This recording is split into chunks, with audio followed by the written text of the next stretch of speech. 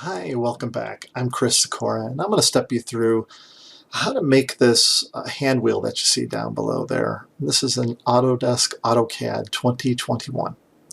And this is a solid model, and it incorporates some new techniques that we haven't yet seen, and some old techniques as well that we've worked on. As you can see here is the hand wheel, so it's going to have these little indents, and so we're going to make a little ray at the very end to cut those out. But we are also using what's called a sweep tool to make these spokes. And then we're going to use an array to pattern those, and we'll see some different techniques in sketching as well. So let's begin. Start a new AutoCAD 3D using that template.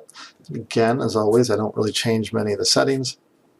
Let's go to the front view orientation, and let's start with wireframe. And actually, let's go with top, and then just make sure the Y is vertical. All right, now we're going to start by drawing the center of that hub.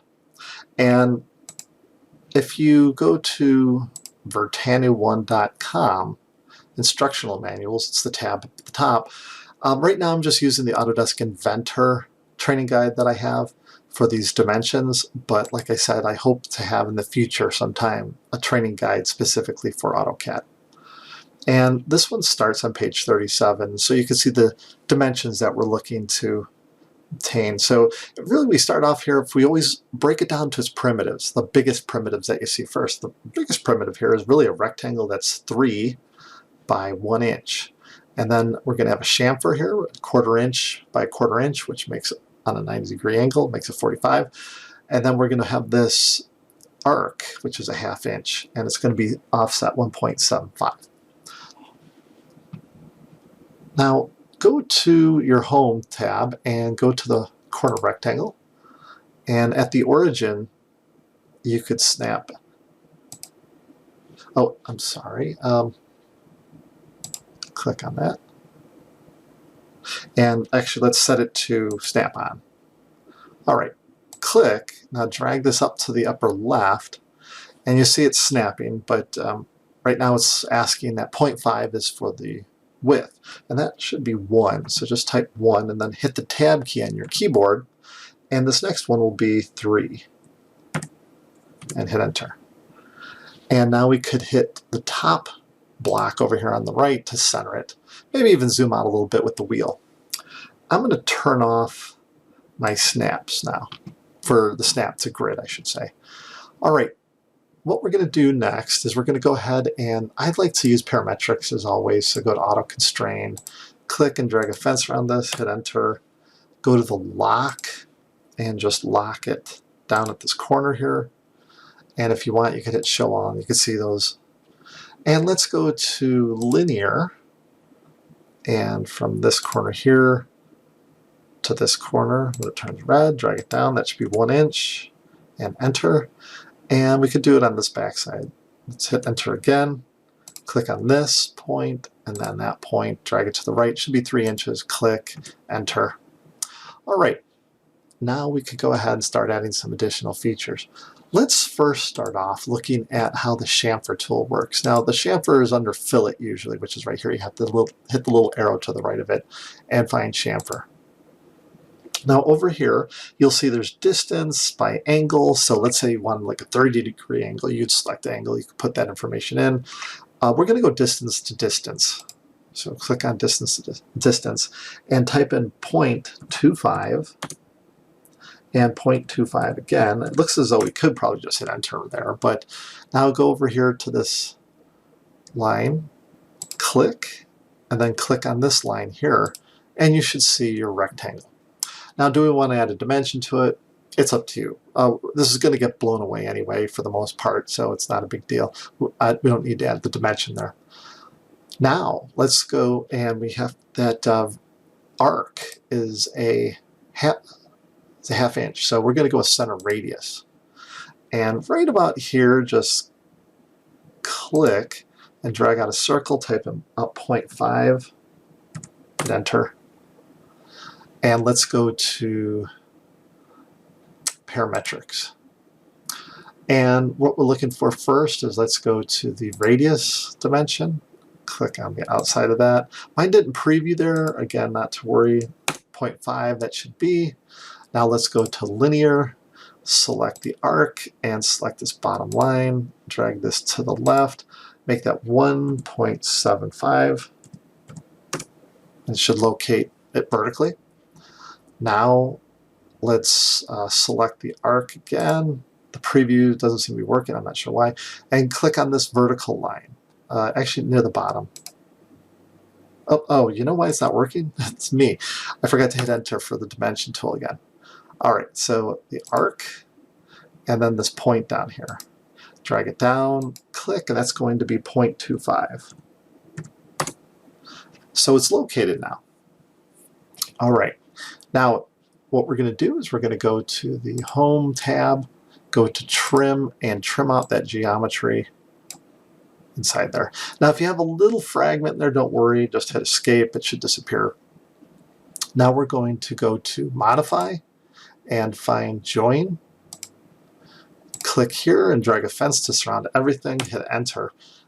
Again, that just helps us make a full solid when we revolve it.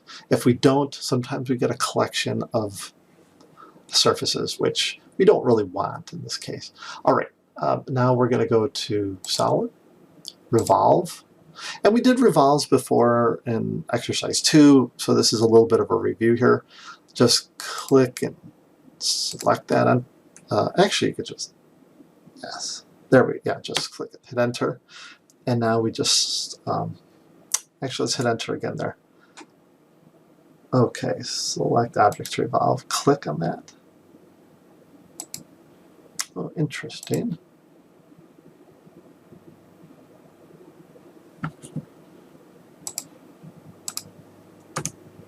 All right, and for some reason, I'm not getting it to work. Okay, so I spent a few minutes to figure out why that was erroring out. I ended up just going, just so you all know, if yours isn't able to revolve, I went to Modify, and I went ahead and I exploded. So I went to Explode, I selected the geometry, it broke it up into a bunch of individual curves. I went back then to Join, I clicked and I dragged the fence around it, hit enter, and now it seems to work. So if you run into that, go ahead and give that a try. I'm not sure why it did that, but anyhow, let's continue on. So I'm going to go to Solid and Revolve, and I'm going to select the geometry, hit enter. Now it wants us to define an axis, so I'm just going to select this point here to this point, and you can see the little carrots down below there. We want to go ahead and leave it at 360. Hit enter.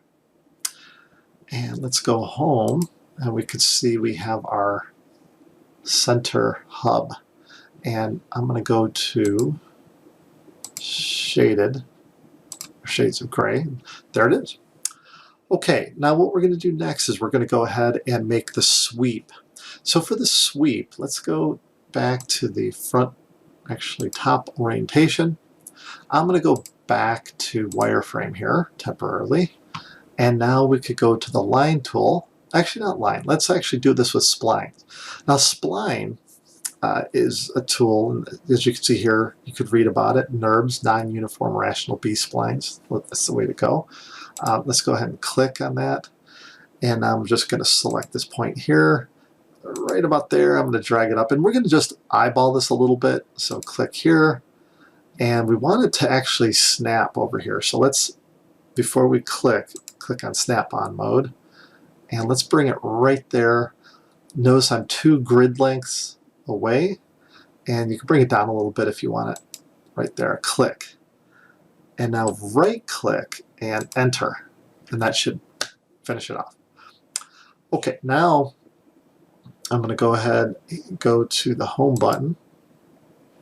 And I want to put a circle right at that end there so that we could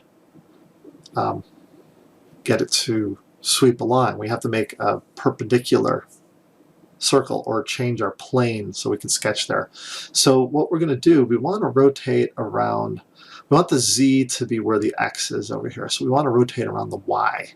And so over here we could click on this and go to the Y rotation. And then remember, Z was where we wanted X. So we just rotate this down to this quadrant. Click. And now we could go ahead and draw in there. You could go to the center radius. Get to that point if you can. Oh, let's turn off the grid snap. We want it right there. Click, drag this out. And this is going to be 0.6. Okay, now that's a little bit on the big side. I'm going to hit Control Z 2 times and then enter, and it should bring me back. Oh, I got to click on that again. Since that's 0.6 diameter we wanted, so let's turn off the grid again. And I think because I undid it, I messed it up a little bit, so we have to rotate. I didn't realize I undid that far. So again, we're going to rotate the Y. We want the Z where the X is. So go to Y. Right there. Okay. Now we could go back to the circle. And you know, let's go with center diameter just so I don't mess that one up. My apologies, those of you if I caught you up on something there. All right. Now I'm going to go and snap there, and this should be 0.6 diameter. There we go. That's more manageable. Anything bigger than that, you might have difficulty sweeping along the curve, because if it folds in on itself, that could be an issue. All right. So now that we have that, we are ready to sweep. So we're going to go to the solid tool, and there's sweep. Now, if you hit the little arrow under sweep, you'll see there's loft. Loft is for more than one section that you would have. Like we have that circle, we'd have to have a circle at the end or some other shape. We'll see lofts coming up in the future, but right now we just want sweep. Go ahead and select the circle, hit enter, and then select the path, which is that curve. All right, now let's shade this. So if we go back home, go to shaded in gray, you can see what we've made. We've made one of the spokes. Now we want to pattern that spoke. So let's go over here to the array button, polar array, select the spoke, hit enter, and now we want axis of rotation.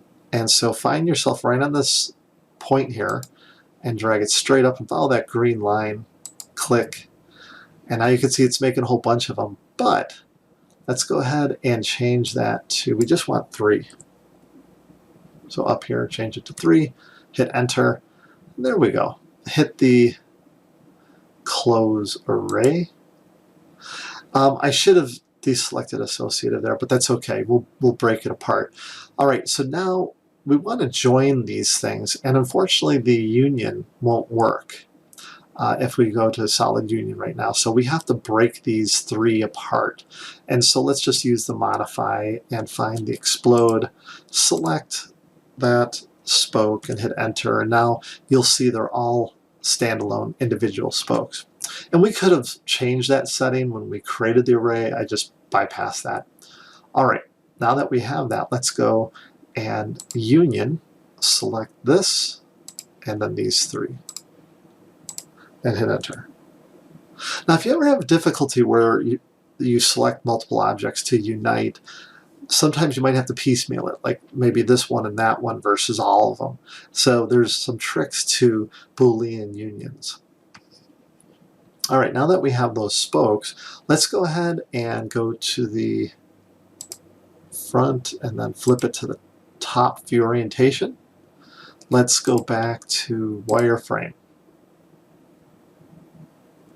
And oh, you know, we have to set this back to world coordinates. And now let's go home and go to top. There we go. Now we're looking at it straight on. What had happened is we still had the axis pivoted, rotated, and we would have some issues with that. All right, we want to plant a circle right over this area here. So let's go to the, we'll go to the diameter, and right at that midpoint there, drag this out and make it 0.6. And that's a little, oh darn it, I went with the wrong size. Control Z. Let's go back and let's go with center diameter. Click, drag that out. Actually, let's make it 1 inch. All right. Okay, now that we have that at 1 inch, we're going to go ahead and revolve it. So let's go to Solid, Revolve, select that circle, hit Enter, and now select this point down here and go straight up and hit Enter because it should be defaulting to 360 degrees. And let's go home and shade it. So go back home here and find shades of gray, and we could see how it's turning out. Now we could attach all these too. Let's go back to Union, select this and that, and hit Enter. Now we're going to go ahead and put in those little grips. All right, and the way you do that, let's go to Top. And again, I like going to wireframe for this. Now we want to make a little cutout right here. So let's go to the line, actually let's go to Polyline. And just freehand it, like drag it right around there to this point. We just wanted to dig in a little bit, drag this down, and then this is going to be how it's going to rotate, and then connect that. And this is just for fun. We're not going to get into dimension or details. It's just to take a little cutout there. All right, now let's go to Solid, Revolve, select the polyline, hit Enter, and then select these 2 points and Enter again, and it should default to 360. So let's go back to the solid or shaded mode. All right, and if we rotate with the middle mouse wheel and shift, you can see it's digging in just a little bit there. But let's pattern that. So select that. Now here's the thing. We need to, we're going to go to Polar Array. And we want axis of rotation. And select this point here and go straight through. Click. And instead of just 6, let's put in a dozen, so 12. Put in however many you like. Just don't put too many clustered to each other. You might get some issues. Now you can see there's associative. If we turn that off, I believe they'll be standalone. So hit Enter. And yes, they are. Okay. Now we could go ahead and let's go to the subtraction, Solid Subtract. Select this, hit Enter. And let's go to Top. And now from down here, try not to envelop this at all, but we're going to click down here and drag across. And just when all those turn blue like that, click. And hit Enter. And now we have it. And there we have our little cutouts. Let's go ahead and now go to the solids and fillet. We'll go with radius, and we'll set the radius to 0.125. Enter. And go ahead and proceed to put in the fillets on these. As far as I know, you can't pattern that unless it was a surface. So sometimes surface modeling does help, but and Enter there, and Enter again. And let's go back to fill, or you could hit Enter again. And now radius, and let's put bigger radiuses on of 0.25 for the spokes. So click there, there, and there, and then these inside spokes.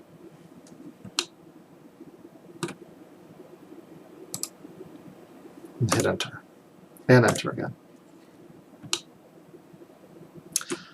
Okay, now if you need to refresh, I just click on the part and then hit Escape. And that usually refreshes it.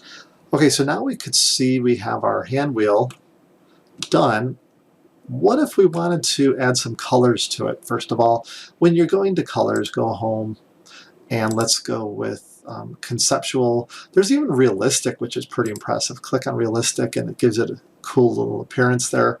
Now, if you wanted to change colors, like if you go to where it says no filter here, filter faces.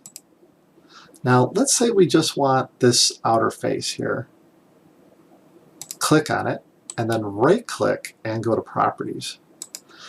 Now, we're not going to go do the fancy colors just yet. These are just generic colors. So go over here to the color button and you can actually select from the basics they have, or if you go to the color wheel, select color, now you can pick from a variety of different colors. You can even go to true color and pick from this rainbow effect.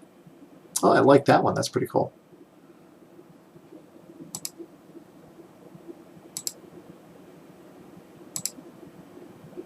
Yeah, I like that. I'm going to hit OK. And then you could just close this. And then hit escape. Now, let's see here. Yeah, we'll leave it on face again. Let's say we want this hub, that, and this. And now right click. Oops, maybe it's not going to let us do that. There we go. Right click. Try right clicking again. Go to properties. And you do have material. And so we're not going to fiddle with that, but we'll add something else here. Going to select color. We could go back to our color options. Go with that red and hit OK. And you could close this and hit escape. We will cover some of the other coloring methods and things like that. Now, instead of realistic, you can go to conceptual as well. There's a number of different options here. Shaded with edges. So there's a variety of options you could choose from. Don't forget to set your filter to no filter after you're done, just in case you're going to do any modeling. Could be troublesome. Okay, and that concludes exercise 4.